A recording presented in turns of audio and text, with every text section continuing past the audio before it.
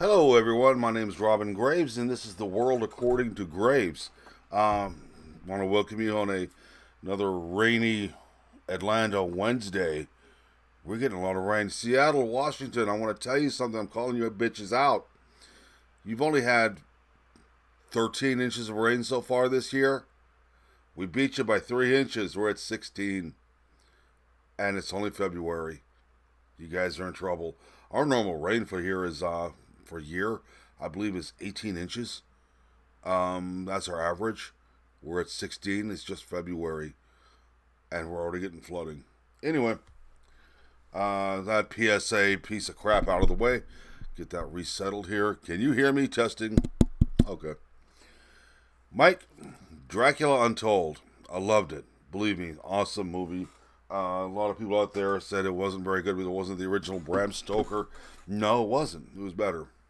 Uh, they were supposed to start their own dark universe thing with it, and I'm sorry it flopped.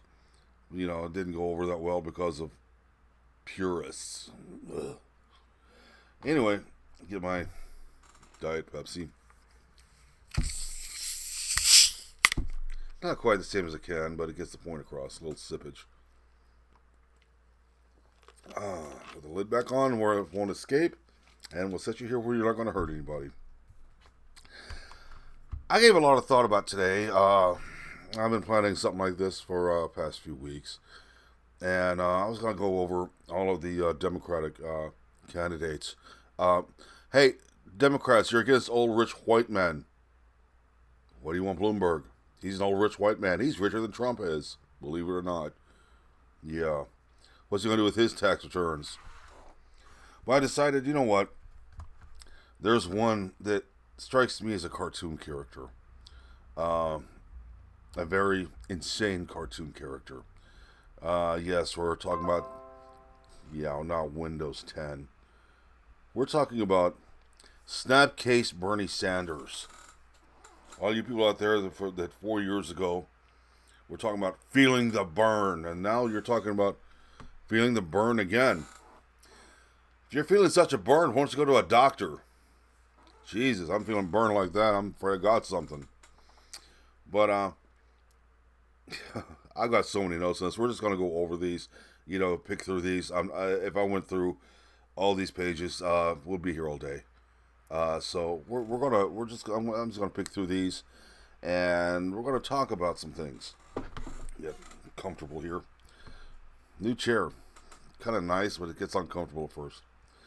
You remember, how many of there remember Barack Obama, his pledge back in 2008 to fundamentally transform America, and his claim while he was running for president? He said when he's elected, we'll see the largest redistribution of wealth in U.S. history. This is a lot like Bernie Sanders' little thing here. Last October, late October, he made a tweet that really kind of told what it was about. He said our campaign is not only about changing the system politically and economically, we'll change the value system of this country. What does that sound like? Yeah, that's pretty socialist, man. His entire adult life has been devoted to giving help and aid to our totalitarian enemies. I'll just consider some cold hard facts here. Now, we're going to start off in the '60s here. All right. When Sanders was attending the University of Chicago in the '60s, he joined a Young People's Socialist League. This is the youth wing of the Socialist Party USA. He was indoctrinated early, probably in high school, which they didn't really do things like that in high school back then, so I wonder where the hell it came from. This is, oh man, the Young People's Socialist League, and this is an organization that advocates a revolution. They'll bring radical and fundamental change in the structure and quality of economic, political, and personal relations. This is exactly what Sanders is preaching in his 2020 campaign, folks. He said this over and over again. After college, Sanders lived for a number of years in an Israeli kibbutz that was co-founded by Aaron Cohen an Arabist who was arrested for spying on behalf of the Soviet Union in the 1950s, and also who referred to Joseph Stalin as the son of all nations. S-U-N, not S-O-N. Yeah, Stalin. Stalin. Excuse me.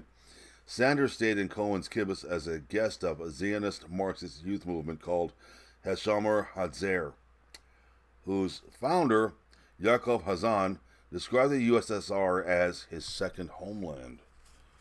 That's very interesting. We see where Sanders was getting a lot of his socialist training. Hashomer Hatzair's ideological leader, Eliezer Hacohen, characterized Marxism as the key to renewing our spiritual creativity. There is nothing creative about Marxism, socialism, communism. They're all the same thing. It's just the different names for the same ideology. Don't let anybody fool you people. There's those out there that says, well, Sanders isn't communist, he's socialist. You vote your way to socialism, but you have to shoot your way out. Communism, socialism is forced on you.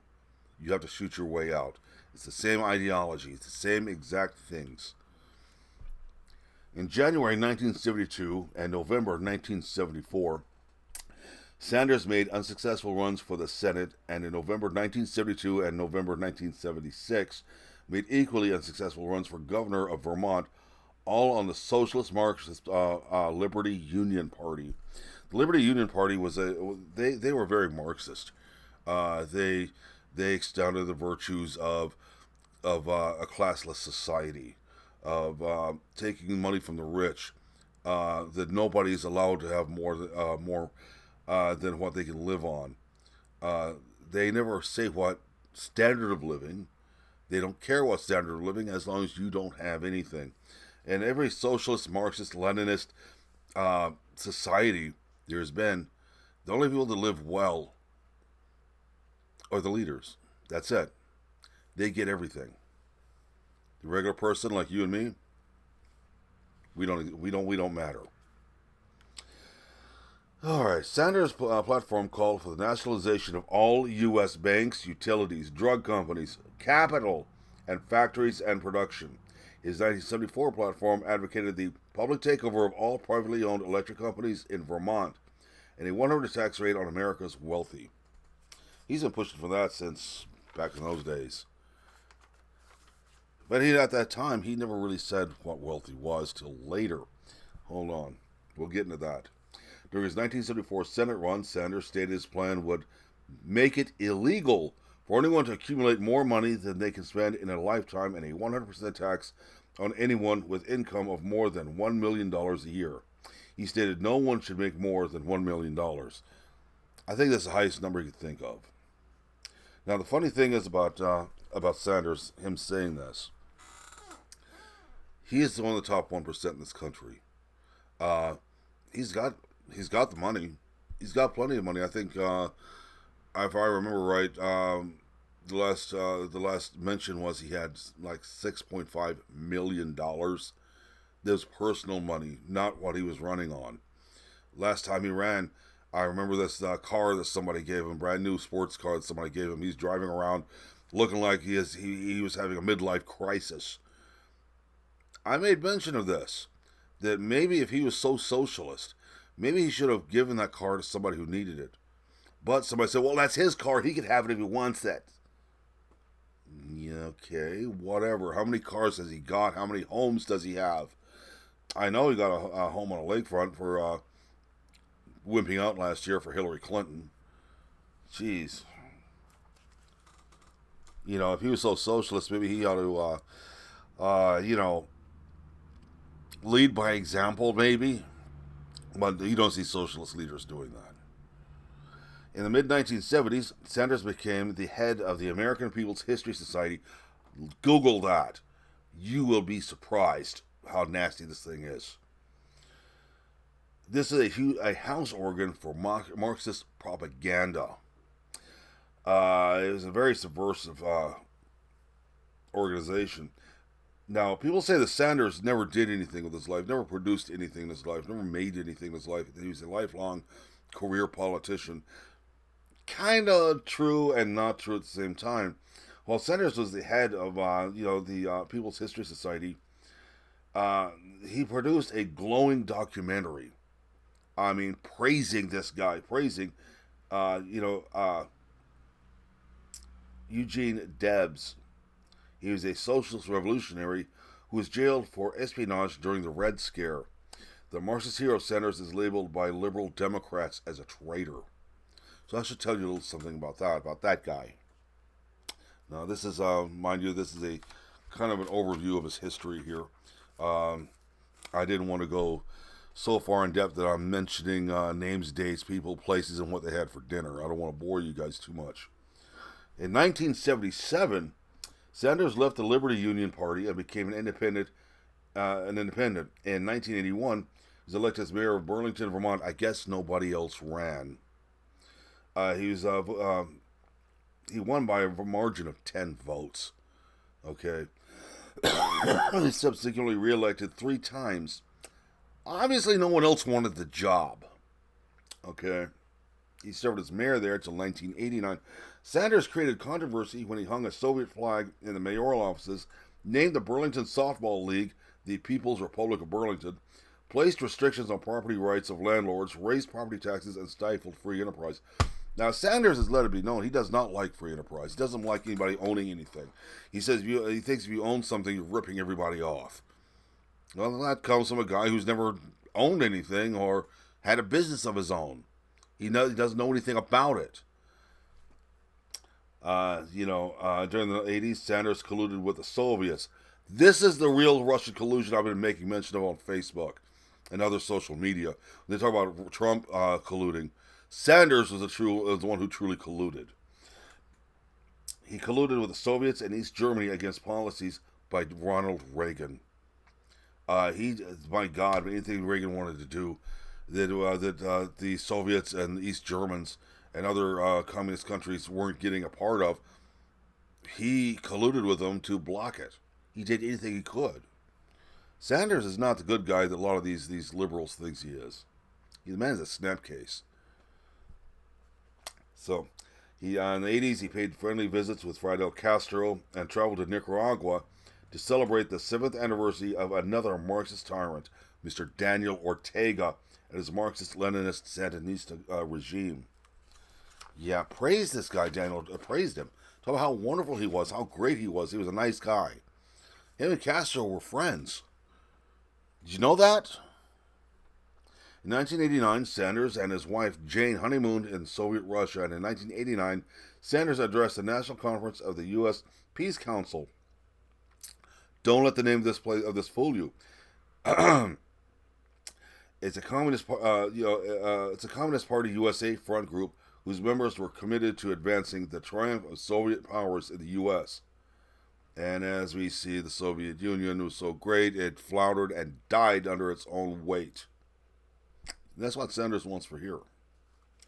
In 1990, Sanders successfully ran for Congress as a socialist representing Vermont's single congressional district. That's sad. Vermont has only one congressional district. That's sad. In 1991, he co-founded the Democrat Party's socialist wing, the Congressional Progressive Caucus. So when you hear somebody talk about how they're a progressive, they're not exactly a liberal. They're not exactly the same thing.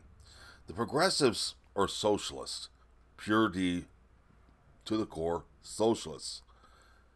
I've tried explaining that to people. I've tried telling people, explaining different political ideologies to people here, on YouTube and on social networks, and nobody will listen. They'll go off and say, "Well, no, they're not socialists. They're not socialists." Look closer. Start doing like I do. Research everything. You have a question? Go online, research it, until your question's answered. You'll be surprised what you find. In 2006, Sanders ran for a seat in the U.S. Senate when a Washington Post reporter asked Sanders, just prior to the election, let me get to this. This surprised me. Asked Sanders prior to the election, "Are you now or have you ever been a socialist?" Sanders replied. His exact reply was, Yeah, I wouldn't deny it, not for 1 second. Sanders is a red communist. He's not a socialist. He's a Marxist. He's trying to talk about how he's advancing socialism and how socialism is so good. I've had people tell me, well, it's not the way it's his own socialism. It's not socialism that you know. Socialism is socialism. Socialism is also communism, Marxism, Stalinism, Leninism. They're all the same thing with different names.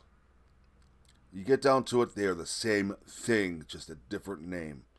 Take away from everybody, anybody who has money, give it to people who don't have money, penalize those who have money, penalize those who have property, who have a business, tax the living shit out of everybody, and make everybody equally miserable. You know, I've had you out there tell me that, well, I don't mind paying 70% taxes if it goes to something good. You don't know math very well, do you?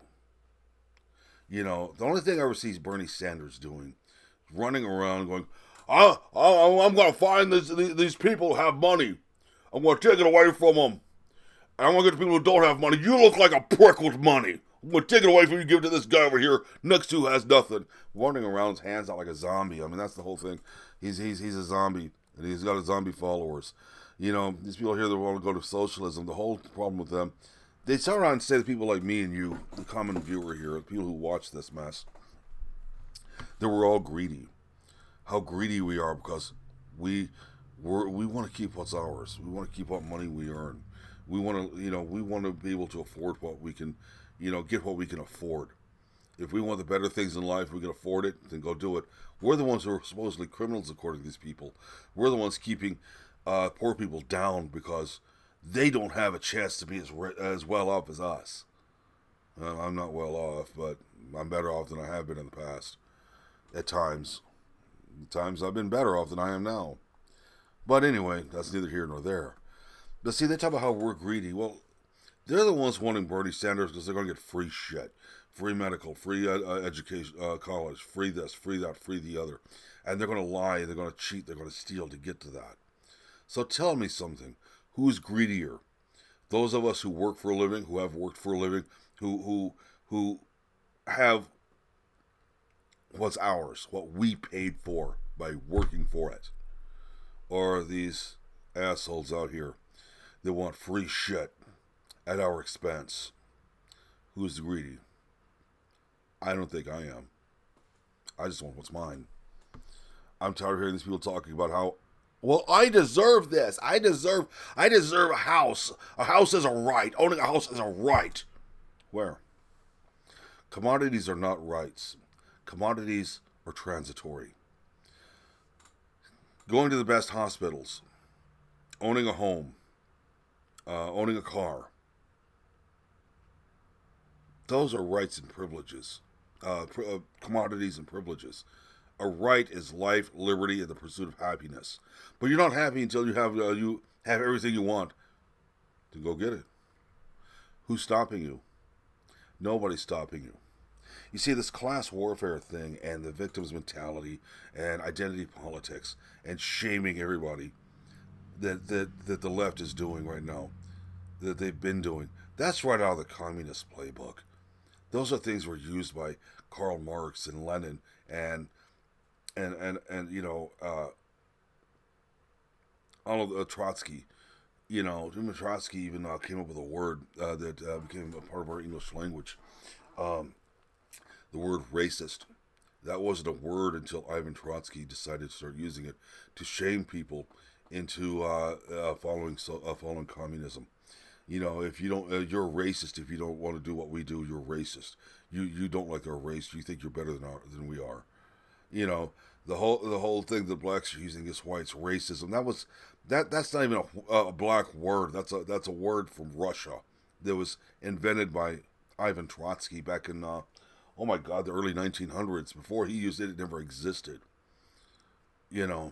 So it's all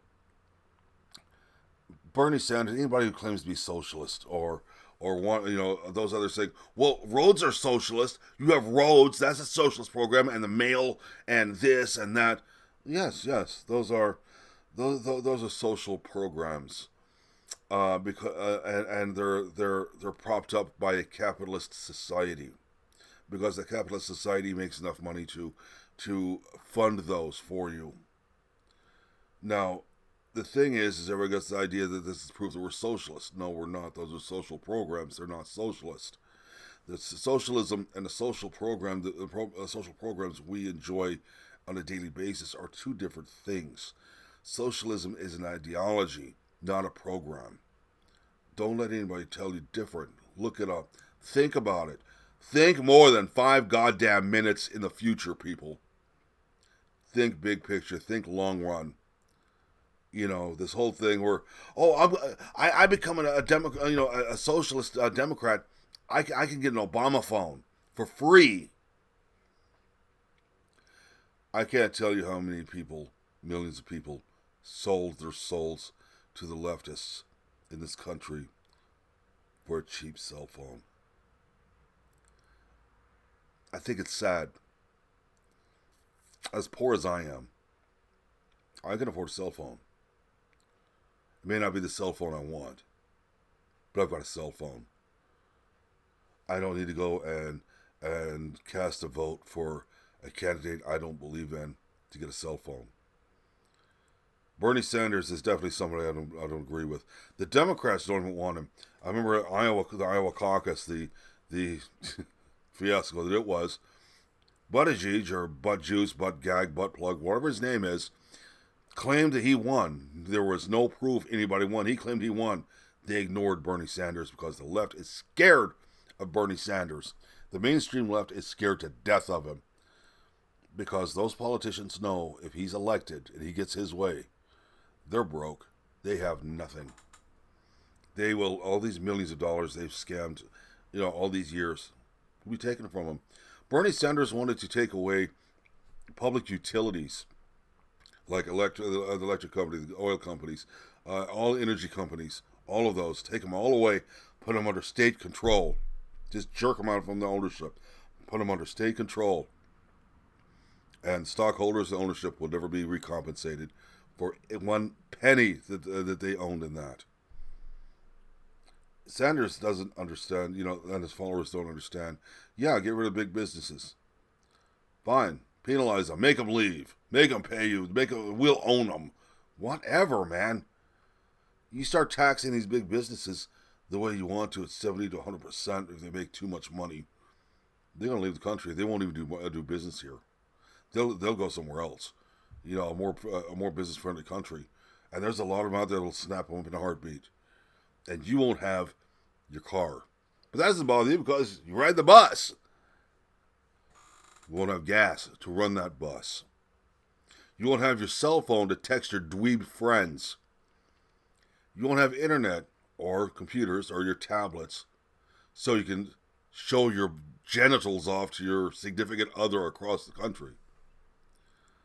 You're not going to have anything. This country will turn into a barren wasteland. Think about it. That's something I don't see any Bernie Sanders fan doing, is thinking 5 minutes into the future. All they know is what they want now, what they're fed, what they're told to want. They say that we're a cult, that, because we follow news. I voted for Donald Trump, that I'm a cultist, I'm a cult member, I'm a this, I'm a that, I'm the other. That is right out of the communist playbook. Shame somebody into believing as you do, otherwise they're something horrible. So I don't fall for it. I don't even argue with the assholes. They're not worth my time. I know what they are, I know what they're doing. I have friends, they're Democrats. Lester Jr., very good friend. We have spilled blood in the same wrestling rings. Possibly at different times, but we were in the same wrestling rings. Good friend, very good friend. I was at his wedding. His wife, Kay, seems like a really nice person to me. I don't know her that well. He's a stone cold Democrat, but he's not one of these Snapcase Bernie Sanders, let's go liberal, communist asshole. I imagine he's got friends that are Democrats that are that way, but I'm not going to argue with him about his friends. I got friends he doesn't like. My mother-in-law is a Democrat. My grandmother on both sides were Democrats. I'm not going to hold somebody for having a different opinion of me, than I do, but I will hold somebody responsible for not thinking and for trying to take away what's mine. So, but anyway, guys, I'm going to let you go. We're going to 25 minutes. My story 25 to 30 minutes, 20 to 30 minutes, or however how much time I want to do. Anyway, you guys take care of yourselves.